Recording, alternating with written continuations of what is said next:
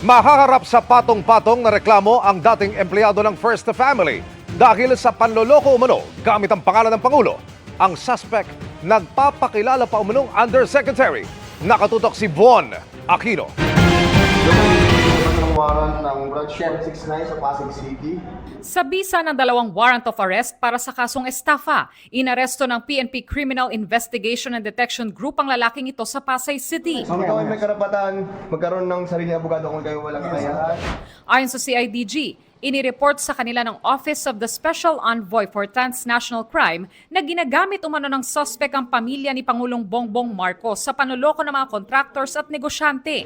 Nagpapakilala rin umano siya bilang undersecretary na kaya umanong mag-facilitate ng government projects kapalit ng 3 to 5% ng komisyon. They are using this to encourage people, to juke people into believing that they can actually influence the outcome of procurement processes, especially bidding and supply contracts. So hindi totoo yun. Ayon sa CIDG, naging lehitimong empleyado ng First Family ang suspect bago naluklok sa pwesto ang Pangulo. During the election, he is among the persons who is handling the IT matters, IT infrastructure, engagement of sa social media, yung ganon.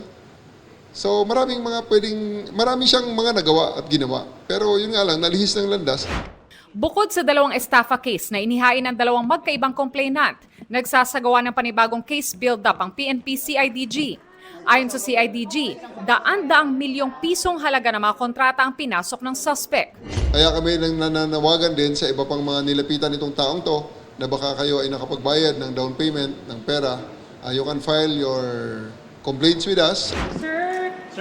Meron po kayong kasong estafa. Ano pong masasabi niyo po doon? Sinubukan namin kunan ng pahayag ang suspect pero hindi siya kumibo ng aming tanungin. Sinusubukan namin kunan ng pahayag ang Malacanang kaugnay nito. Para sa GMA Integrated News, Von Aquino, Nakatutok, 24 Oras.